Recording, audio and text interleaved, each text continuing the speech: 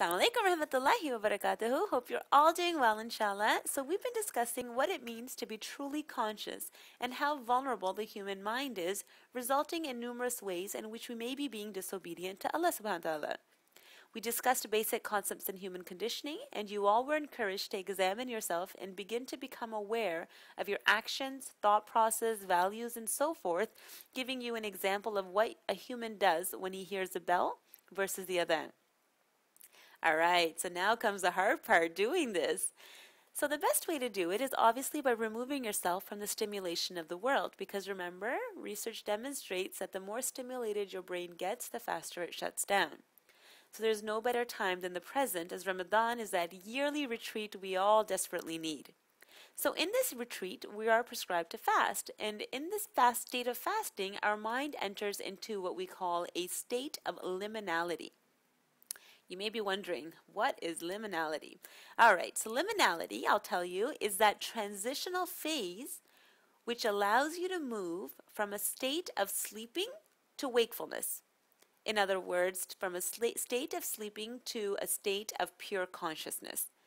In this state of pure consciousness, you're going to find yourself naturally gravitating towards the obedience of Allah subhanahu wa ta'ala. You're going to see some changes in your thoughts, actions, and behaviors. And this is that gravitation, which is going to be the first step in allowing us to gain a higher level of spirituality. So today we're going to just give you some tips on how you can help yourself attain that higher level of spirituality. Tip number 1. Make the intention. Be confident in yourself and ask Allah subhanahu wa ta'ala for the help and the guidance, because trust me, you can do it. We can all do it, inshallah. We have the ability within us. Tip number 2.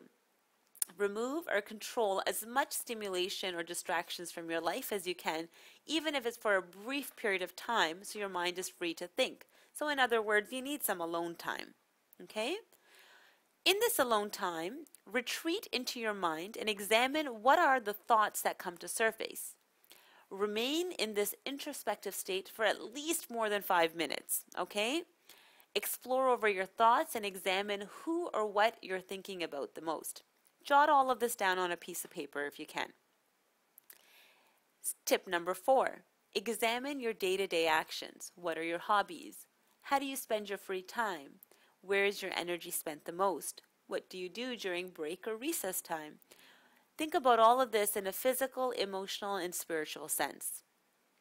Tip number 5. Speak to a loved one who knows you and genuinely seek their feedback. Ask them what they hear you say the most.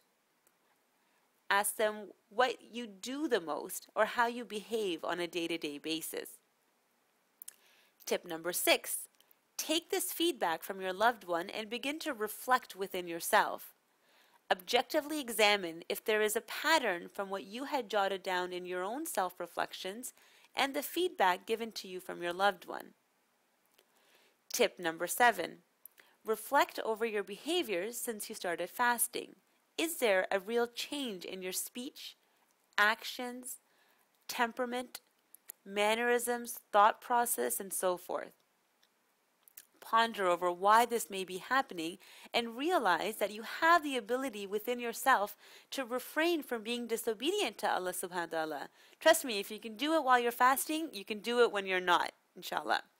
So this Ramadan, the Mathaba team prays that Allah subhanahu wa ta'ala allows all of us to look within ourselves and fully submit our body, mind, and soul for the pleasure of Allah subhanahu wa ta'ala.